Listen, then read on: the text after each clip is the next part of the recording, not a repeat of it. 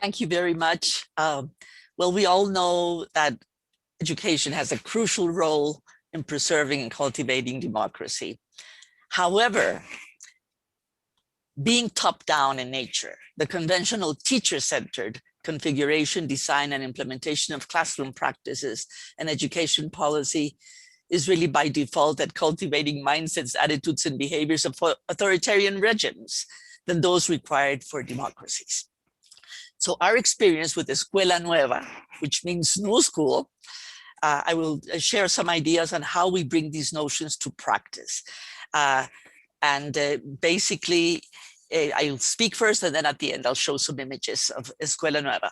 Well, for all of you, Colombia was the first democracy in Latin America. And UNESCO has been saying for ages that to improve quality in Latin America, we require a cultural change, a shift from transmission of knowledge to cultures of learning. And this means, so in Escuela Nueva, we wanted to focus on a new approach to learning, renovated teaching methods, and a change in the role of the teacher. Nothing new in the philosophy of education, just that these ideas came mainly to the elite schools. Now, Escuela Nueva, it's one of the longest bottom-up innovations of the developing world. We started as a local innovation. It gradually became a national policy in Colombia, reaching more than 20,000 schools. And it has inspired many educational reforms worldwide, reaching more than 7 million children, mainly working through governments. I want to highlight that Vietnam incorporated Escuela Nueva in all the rural schools. And we grew out, I always say necessity is the mother of innovation. We grew out of the rural, isolated, invisible, multi-grades schools where there's one teacher that has to handle simultaneously several grades. But I think what's the strength of Escuela Nueva is that it's simple, it's scalable, it's replicable, an approach to quality education, and especially to reduce inequity. We say we had to transform complexity into simple, manageable action so that any teacher in these remote areas without having a PhD could have some type of result. And from the outset, we had all the critical factors simultaneously. So we integrated curriculum, teacher training, community participation, and administrative strategies in a very systemic and replicable and cost-effective way. We had to think of this. So I just want to highlight and share the intimate relationship between the pedagogical methods and citizenship building. We always say that pedagogical routines oriented towards group work, cooperative learning, have a better opportunity to form a democratic ethos than those that are teacher-centered, directive, and top-down. So in Escuela Nueva, at the classroom level, Escuela Nueva approach to schooling shifted the focus of the learning process from the teacher to the student, encouraging cooperative learning. Children learn through dialogue and small groups, flexible promotion. We modularize the curriculum, so not everybody learns the same thing at the same time. So students can move across grades and they receive personalized support from the teacher. The learning process is supported by a system of learning guides.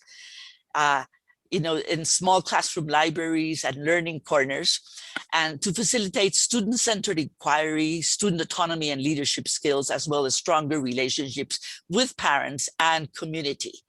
Especially the learning guides are dialoguing, sort of hybrid textbooks. It's like a hybrid between a textbook and a workbook.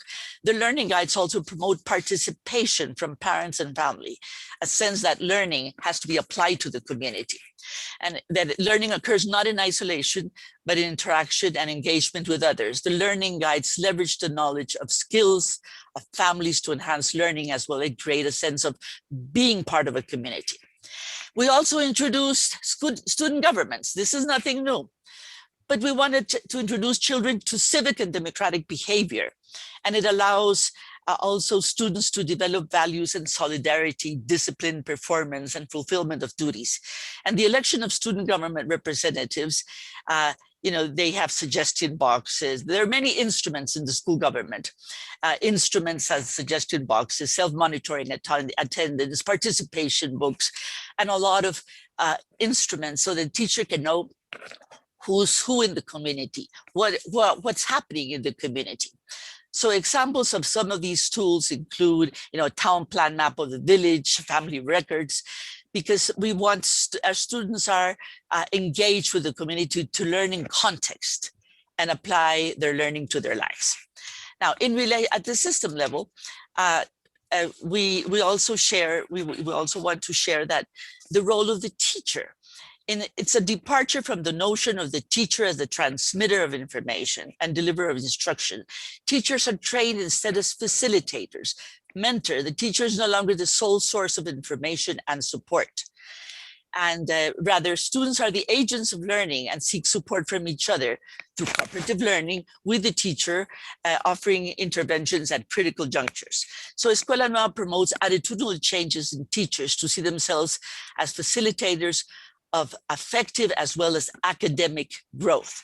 So Escuela Nueva empowers teachers to function in this transformed environment by training teachers just as they are expected to work with their students. So the teachers get together in micro centers, which are teachers' learning circles, and they participate every month sharing their problems. They come together to reflect on what they're doing to interact with others and work on common problems, and especially promoting collaborative learning. And because of the COVID situation, the rural areas of all Latin America, we don't have connectivity. But this has been fantastic because children have continued to work with their learning guides. And really the teacher, the real role of the teacher was changed. So what we've been doing for so many years, trying to change the role of the teacher through the pandemic, we were forced to do it. So we were really forced to do child-centered education. We were really forced to do a new role of the teacher, and we were forced to bring the parents in. And this is what Escuela Nueva has been doing for so many, many years in a simple, cost-effective, replicable way. I want to show some images. Trista, if you want to share the images I shared with you, just so you can see some images of these schools. I just wanted to highlight, this is my formal presentation, quality education for equity, because we have to reduce inequity in Latin America, citizenship, and of course, academic achievement. So Escuela Nueva transforms the conventional way of learning from frontal teacher-centered to really child-centered, active, participatory, cooperative learning. Yes, please change. So what is Escuela Nueva? It started as a local innovation. Yes, let's move on. It gradually became a national policy. But it's nothing new in the philosophy of education. This is what the great pedagogues have been saying for 100 years. But all these ideas came to the elite schools in Latin America, not to the poorest of the poor. So it promotes child-centered and active learning. Yes, we can move on, Trista. Promotes participatory and cooperative learning. Children are dialoguing all their time, looking at their eyes, not their back of their necks. Let's move on. Different learning paces and flexible promotion. Not everybody's learning the same thing at the same time because we modularize the curriculum. Let's move on. The new role of the teacher as mentor, guide, and facilitator. These are classrooms, by the way, Joel. I should have brought a bigger picture showing the difference of a conventional school and Escuela Nueva. Let's move on. Yes. Nurturing democratic and participatory values and active citizenship. Children have school governments and they learn to participate from the beginning. Let's move on. They are learning, always working in pairs, promoting dialogue among themselves with the learning guides. Yes. They're dialoguing textbooks. Group work, promoting dialogue and interaction. Yes. Let's move on. And so Escuela Nueva generates a new culture of peace and citizenship, allowing boys and girls to learn 21st century skills and participate, empowering them and their communities. Let's move on. I just want to show some results. There have been decades of research behind Escuela Nueva, decades of research. When Escuela Nueva was implemented, and we implemented in more than 25,000 schools of Colombia. At that time, Colombia was the only country with Cuba where rural schools outperformed urban schools, according to UNESCO, except to the mega cities. But this is important because here we're also measuring the issue of compensating for socioeconomic inequality. Let's move on.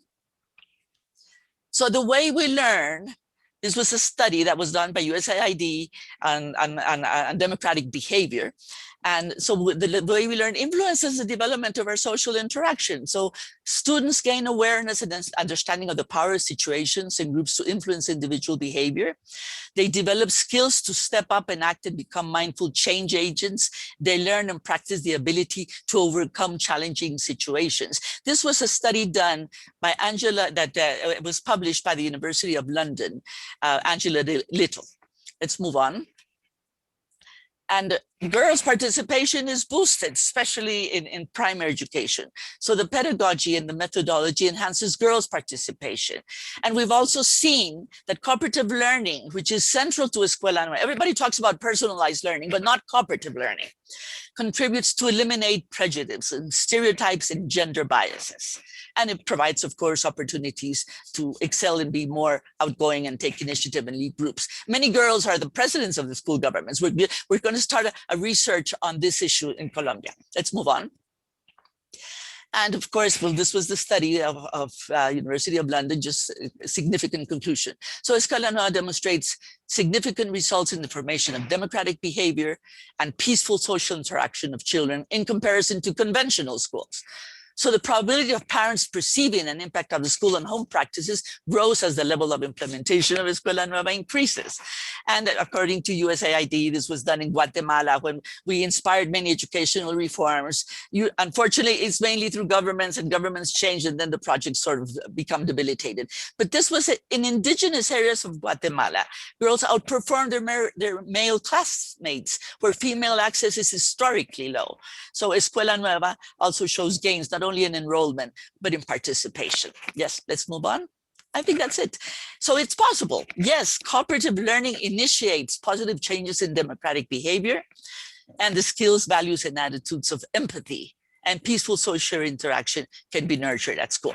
So this is what we've been trying to do for so many years, inspiring educational reforms. Something that is very interesting is I changed the word democracy when I went to China in 2019 for citizenship. They've been very interested, especially after the Vietnamese implemented the Escuela Nueva in all their territory, in all the rural schools. So this is interesting just to share with you. And this is it. I just wanted to not talk so much. As Latinos, we tend to talk too much, but I'm open for discussion. Thank you very much. Thank you so much, Vicky. And I think what that work shows is it's not just theory, it works in practice and to scale and over time. I wanted, yes, that is true. It's especially it can be maintained, because I think it's the issue of sustained innovations are very vulnerable to political and administrative changes. So this is why I've been sticking to this idea, because without quality basic education, we cannot achieve anything. In a region where 45% do not understand what they read in 4th grade, how can you have a really solid democracy? I just wanted to share with you a last thing. There's an article that came in the New York Times. I will send all this to Trista to share with all of you. It's Make School a Democracy. It was written by David Kerp. He was a professor of political science in Berkeley. And he makes an analysis of Escuela Nueva precisely because he came to visit Escuela Nueva, and he wrote this article of Make School a Democracy. And I just want to finish this. The economist Amartya Sen, he posits that political repression impedes economic growth, that prosperity requires the social and economic well-being be tethered to democratic values. Escuela Nueva turns the schoolhouse into a laboratory for democracy. Rather than being run as a mini dictatorship with the principal as its unquestioned leader, the school operates as a self-governing community where teachers, parents, and students have a real say in how it is run. So I just wanted to share all of this with you. And of course, more research exists, and I can share them if you're interested afterwards. With the COVID situation, where there's no connectivity in rural areas, children continue working with their learning guides. But of course, for teachers, we do have access to connectivity in the small towns. We created our Renueva, our virtual campus. And now we have because of the COVID situation, now we have a solid community of practice of teachers in our virtual campus called Renueva. I'll share all the information with you afterwards so you can come in and see what we have. Unfortunately, it's not in English, it's in Spanish. This is one of the challenges we have for the next year.